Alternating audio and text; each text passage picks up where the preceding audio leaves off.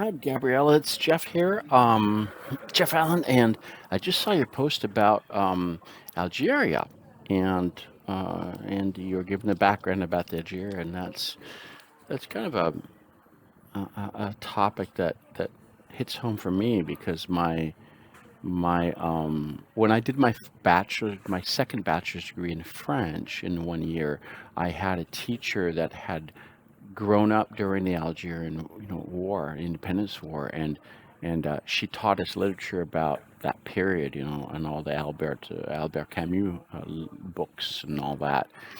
So I studied under her. I mean, I studied other things, but I took one of her classes, which is basically all the a certain genre of books of literature of that period, and so I learned a lot from her. And then I married into a family um, where my wife's mother's family were the Pieds Noirs from Algeria. So they were the ones that were not. They were immigrants to Algeria. Three generations back, it was the Italians and the Spanish that came and immigrated to Algeria, and then they grew up there, but they were growing up under a French overseas territory. So they were French by nationality, but they were culturally Spanish and Italian by of from their backgrounds, and across the families intermarried. So it's like all the whole families, they're all had the same grandparents. So it's kind of interesting thing. But that whole family grew up in Algeria, and so my mother-in-law um, grew up until she was, she grew up, but she was about 15ish when that whole war broke out, and so she talks a lot about it, and all that. And I've had a lot of colleagues. I mean, I've got a lot of friends. I live in France, so I mean, there are lots of Algerians here, and I have a really close colleague that talk to every day. And she's from, well, she's grown up she was born in France, but her parents are from, guess where? That Kabylie region. So so the whole Berber and that things, and so we get one of the cooks at the company restaurant too is from that region too. So they're just giving out, and I want to, hey, how do you say this? Hello. So it's always fun.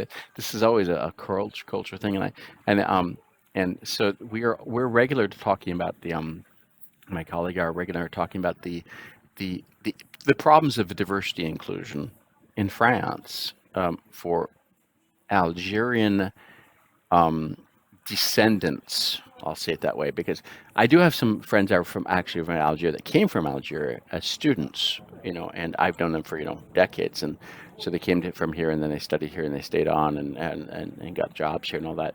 But then I have colleagues also that are Algerian of descendants from a second generation or third, fourth, fifth generation. There's several generations. The generation started way back during when Algeria was a territory.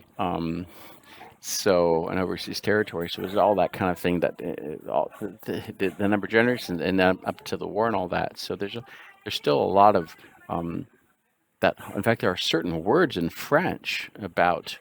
Actually, there's a French word in French that is the word that's used to talk about this the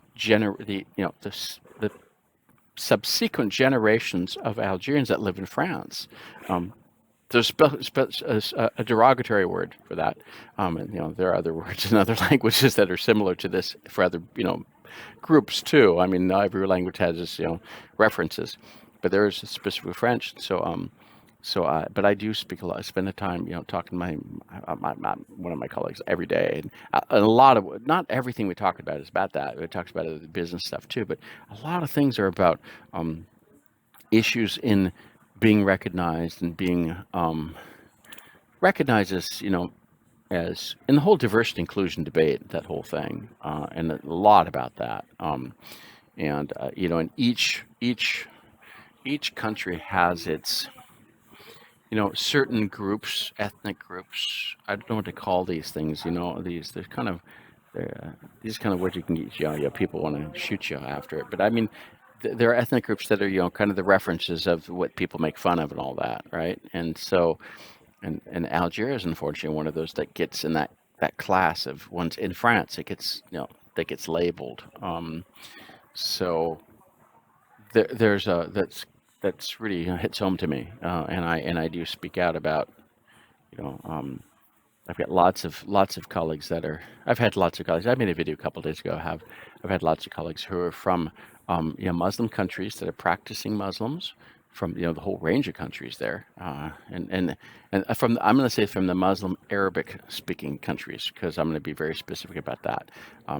Because I do have an adopted son that was born in a non-Arabic Muslim country, so that there are those two. But there are. It's just a living in France. I mean, that whole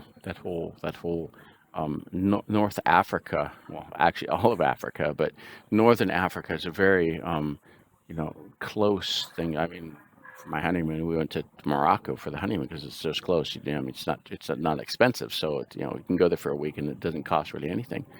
But and I've had different colleagues from and bosses actually from some of these countries. So it's really something that I'm very sensitive to in a good way, in that kind of way, aware of, and very quite aware of. I don't know all the details. I mean, you've given a lot of details of certain dates and stuff. I've gotten kind of just 1960s and that kind of stuff. It's kind of there are certain kind of overall dates. I don't have the specific ones because I haven't researched this. This isn't my area of specific research, but of just a cultural awareness and kind of more than trivial pursuit kind of awareness. Let's say it that way.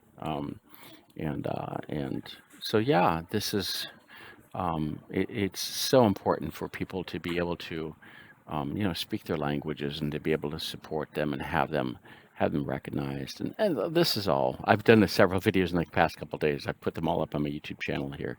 So about African languages and about all kind of all different languages. I've just given like a bunch of examples. So and I work in Caribbean language. That's my thing. So but these are I totally agree that this is another example of those that are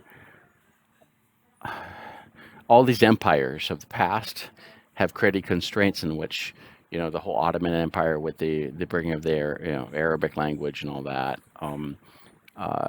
That's one type of empire, okay, the Ottoman Empire, and then you get the European based that European empires. Let's say that they were actually the Roman Empire, and all the subsequent ones that came out of Low Latin, some of them, and then the Germanic ones, and then look at the Vikings and all. I mean, all these are all just different, and then look at the whole thing of the Europeans going back to into Israel during the Crusades of around 1000, all that. I mean, all this stuff is history is full of this.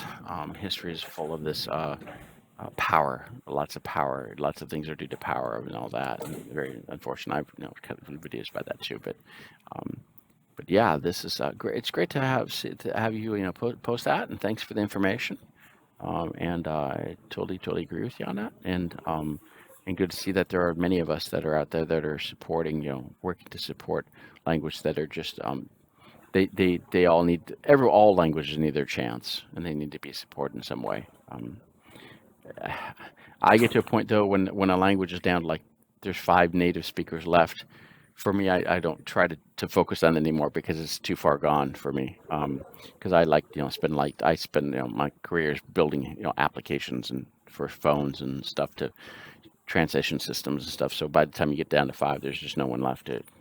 It's not a business, no business reason to actually work on it anymore. So, yeah. So there's that. So yeah, thanks for your video, and thanks for your post, and hopefully this video just gives a little bit more complimentary information about it. Take care.